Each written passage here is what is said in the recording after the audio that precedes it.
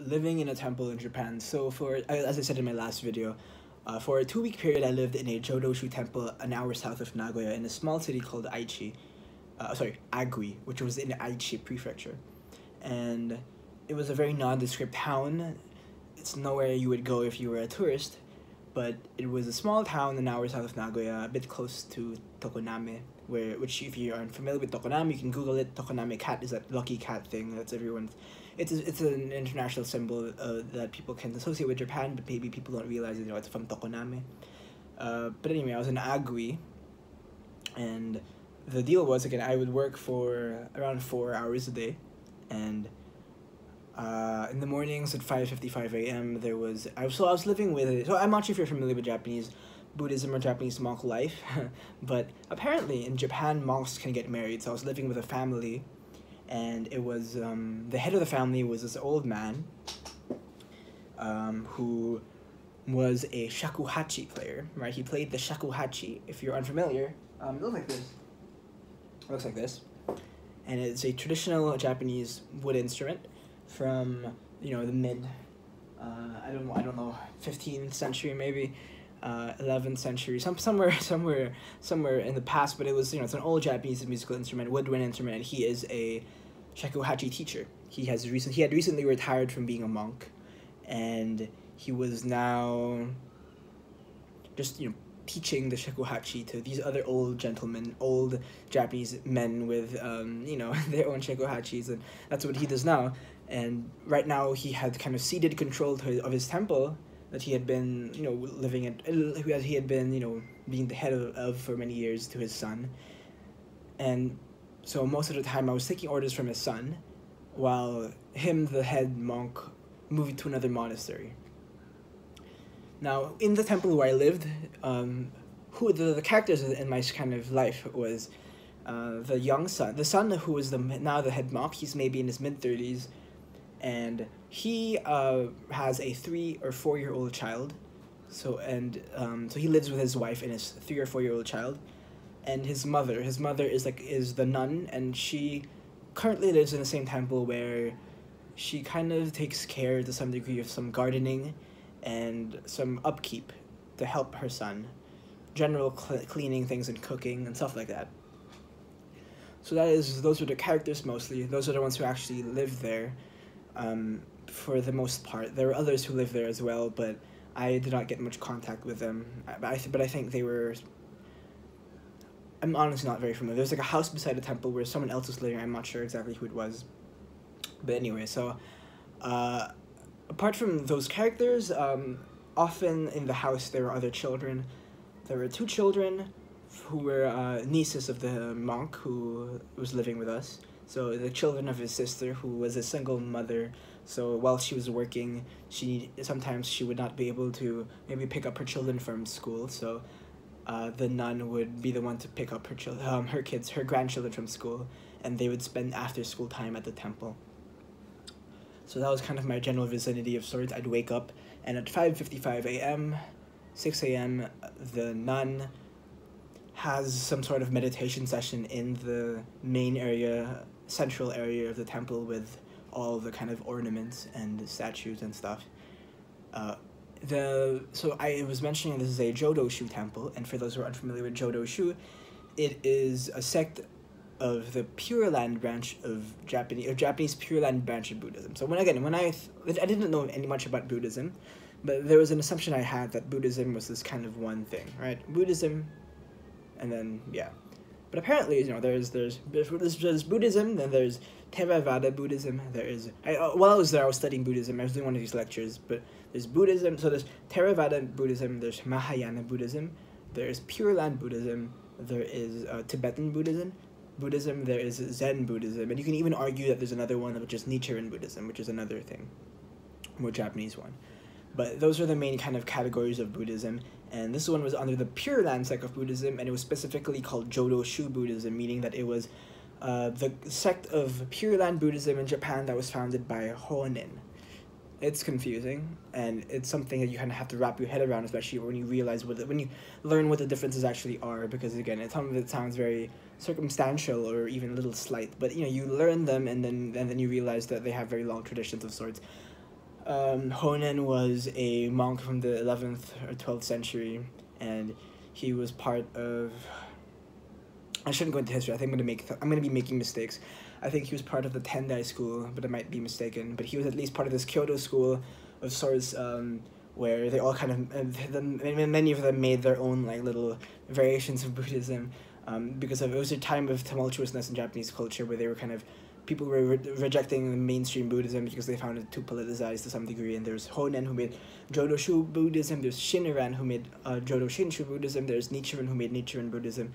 But anyway, you don't want to know about all of that. So anyway, I know too much about things that I didn't know about anything about or didn't really honestly care about before. But so anyway, so in the morning they have morning meditation, chanting mantras in Japanese Pure Land Buddhism. Their mantra is Namu Amida Butsu, which is the name of Amida. Amida Buddha is the Buddha that Japan in general, normally that's the Buddha that they kind of aspire most importance to. So Amida Buddha. So if you go, for example, to Kamakura, you'll see a giant statue of Amida Buddha somewhere there. I forgot the name of the place, but you'll see it's like they call it the Great Buddha, I think, and you'll see a giant statue, and you can even enter it, and you can see from the inside of the statue, you can see the internal architecture of the Buddha, and it's quite fascinating stuff. So Amida Buddha, so they say Namu Amida Butsu. They say it a couple of times during the reading of the mantras. It's sometimes when I was eating, so before they'd have meals, they'd say it 10 times very quickly, to the point that it was like the words were kind of blending into each other. But that's how they did it. So it was interesting because I was never really proselytized to. If I had questions, they would gratefully answer them, but they never told me or expected me to kind of play into their belief systems, which I thought was very nice, very kind of them.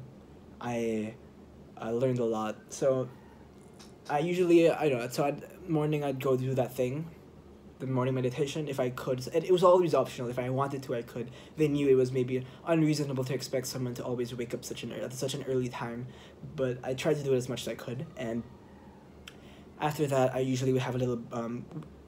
I'd usually have a little break. I go back to my room. I lived in like so it was a pretty small room, but it was good enough. It was a nice room. It was a nice room. I had these screens, kind of those I'm not very good at explaining it, but I was very tatami mat futons, and it was nice. They had Wi-Fi, which was actually pretty amazing. I never expected that to happen, but they did. And usually, so after I'd go to morning meditation, I'd go back and rest for a bit, maybe get a little more sleep. And around 8 o'clock, I would go to have breakfast with usually with a nun. It would just be some variation on. Actually, no, breakfast is usually cereals and milk, which I'm a big fan of. And after that, I would take a little bit of a break, and maybe from around 9, maybe I would start working. And my job, I'd work to some degree, would have to do with gardening or maintaining their Japanese gardens, which is, if you're unfamiliar with Japanese gardens, they find it's very important in Japanese culture to have a very nice garden.